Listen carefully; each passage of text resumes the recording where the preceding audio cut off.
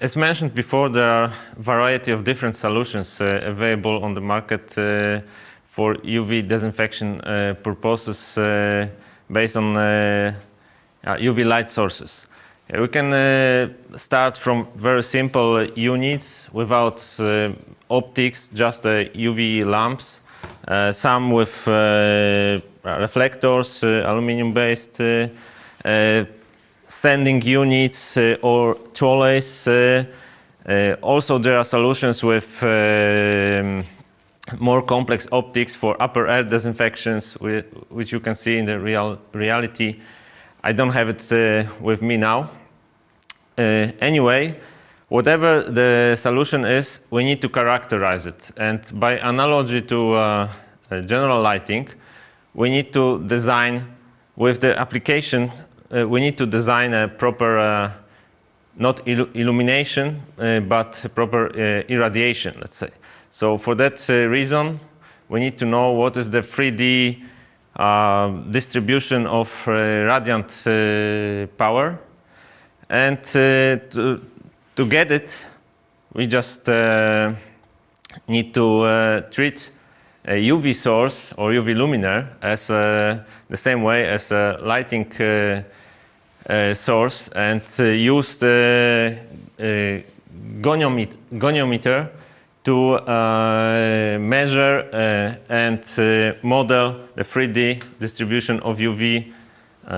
So by installing any of the device on the goniometer, we can rotate it in both directions to see what is the really space distribution of UV of UV light. Sometimes it's quite complex to install the device, which is heavy or huge, but still it allows us to get proper measurements and then design a right disinfection for surface or air. Okay, so mechanically we are almost ready. A UV lamp is installed on the goniometer. So now we just need to make sure it's positioned well. So the optical center of the lamp is in line with the rotating axis. Once we check it, we will be able to rotate the device to measure at different planes and then build up the 3D model. So we can move, say, left and right. In fact, it's possible to go 360 degrees, but with the back side of the luminaire, in this case doesn't make sense because it's mainly radiating on sides and upwards. With the unit installed and positioned on the goniometer, now it's time to set up the right detector and a measuring distance, which will allow us a proper measurement and treatment of a device as a point UV source. For that reason, we set the correct distance of either a radiometer or a spectroradiometer, which of course needs to be sensible in a range of the UV-C radiation where we want to measure and characterize the device. So we have either a radiometer, which is calibrated and set for very narrow band of UV-C. In this case, it's 254 nanometer mercury line, or the spectroradiometer, which is sensible in the wider range, but covers the UV range completely from 200 nanometers to visual light. Or we can also have a more, say, stationary unit, which is also a spectroradiometer, but clearly dedicated to UV measurements with higher sensitivity in, and resolution in a UV-C. The device is positioned on the goniometer.